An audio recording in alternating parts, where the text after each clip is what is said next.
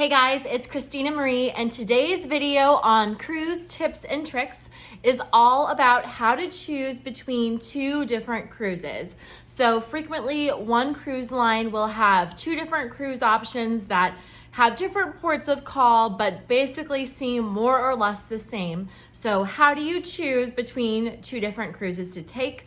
Before diving in, I wanna send a big shout out and thank you to Catherine. She posted in one of my videos asking me to do a video about the different cruise itineraries. Not quite the same, but hopefully this video helps you choose which cruise to take with your husband. Okay, so let's jump into the 6 tips to help you choose which cruise is right for you. Okay, so the first tip is the cruise line itself. Different cruise lines are very, very different. So if you want a big party and lots of music, look at like Carnival. If you want kind of a middle of the road cruise, you might want to look at Royal Caribbean. And if you want something really relaxing, you might want to look at Holland America. So that's the first thing to consider. The second thing to look at when choosing between two different cruises is the number of sea days.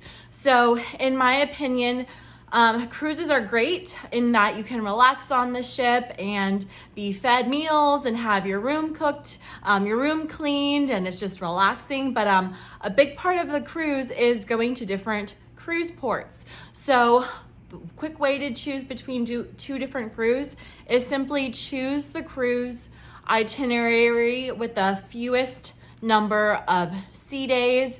Most of the time, if it's a 7-week cruise, there will be 2 sea days. For me personally, 3 sea days is kind of a lot. So I would choose the cruise with the fewer number of sea days. Okay, tip number 3 to help you choose between two different cruises is the ship itself. So if one of the cruise line's ships was built much older than the other one, I would tend to go with the newest ship or the newer ship. Oftentimes when cruise lines remodel their ships, they're just way better. They can be bigger as well though. So I will say the exception to this rule is Royal Caribbean. Some of their new ships are huge, like humongous, and you actually might prefer an older ship that's a little bit smaller. But in general, if you're choosing between two different cruises, I'd go with the one that is on the newer ship. Okay, tip number 4 for choosing between two different cruise itineraries, this is more for the Caribbean cruises, is look at the different ports. So for me personally, all the ports are more or less kind of the same, but there are a few that stand out. So like I personally really like Grand Turk. The reason I like Grand Turk is you walk off the cruise ship and the beach is right there and it's free and you don't have to take a taxi anywhere.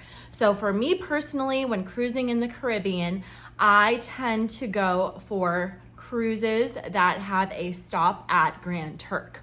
I'd also say, having been to Curacao, if you have a Caribbean cruise that goes there, Curacao is my favorite cruise port in the Caribbean, so I would choose that cruise.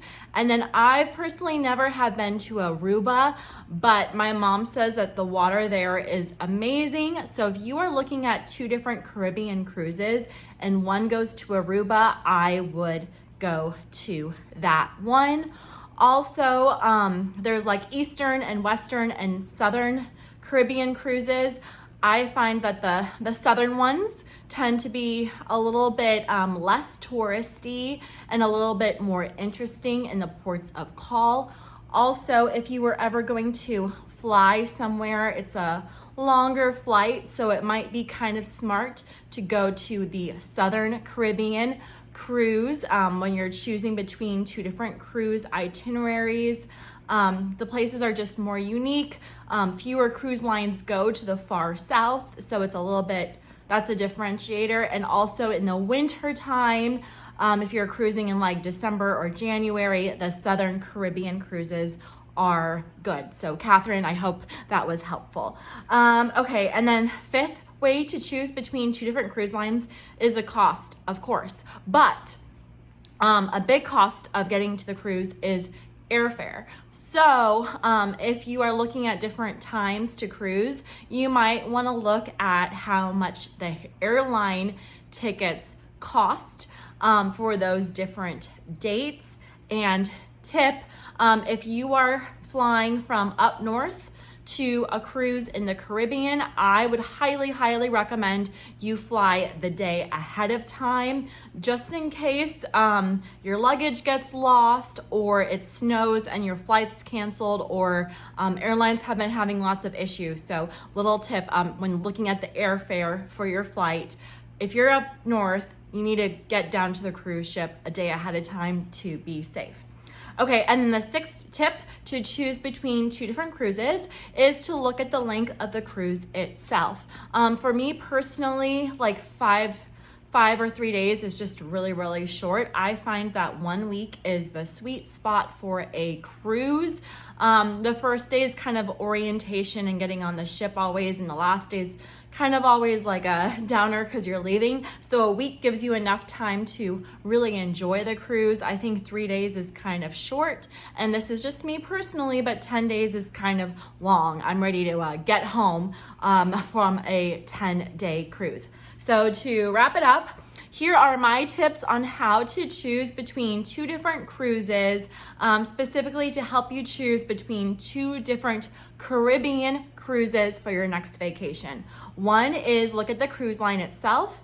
2 is choose the cruise itinerary with the fewest number of sea days. 3 is look at the cruise ship itself. Choose the newer ship generally. Tip number 4 is look at the ports of call. I personally love Grand Turk, Curacao, and Aruba, and think the Southern Caribbean is really cool if you can do that one. 5 is look at the cost of your airfare, and 6 is look at the length of the cruise itself.